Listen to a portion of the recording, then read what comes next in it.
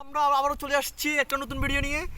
এখন আমরা আমার বন্ধু হৃদয় দেখতেছো, ওর কাছে দেখো, ওর কাছ থেকে কিছু আমরা ভালোবাসার কিছু উপসর্গ নিব এবং কি কিছু মানে কি নিব আমি জানি না, ও নিজে থেকে বলুক। হ্যাঁ বলো, আপনার ভালোবাসা বলতে কি বুঝো? আর এখন আপনি তো প্রেম করেন, এখন বলেন ভাইয়া।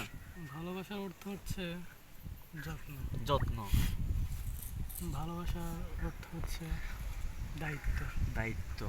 ভালোবাসার অর্থ হচ্ছে যে বিশ্বাস। আচ্ছা আমি একটা প্রশ্ন করি, এই যত্ন, দায়িত্ব, বিশ্বাস, ওটার মাঝে যেন একটা আছে, এটা আমি মুখে বলা যায় না, এটা মানে শর্মার কথা, তারা বুঝবে, ওরা বুঝে নিবে এটা, ওইটা কেন হয়? ওইটা তো মানুষের যেহেতু একটা চাহিদা থাকে, ওইটা পূরণের জন্য এটা করতেই হয়। আচ্ছা এটা তো ভালোবাসার। আর তাছাড়া আচ্ছা আমি বলি, ওইটা বিয়ের পরে করুক, আপনি তো একটা মেয়ের সাথে অবৈধ করেন, এটা তো হয় না। বিয়ের আগে যারা করে, এটা কি ভালোবাসাতে পড়েই? বিয়ের আগে যারা করে এগুলো এই তো তোমার ভালোবাসার ভিতরে পড়ে না। স্পিকে এত প্রশ্ন নেই। অবৈধ কোনো কিছুই ভালোবাসার ভিতরে পড়ে না।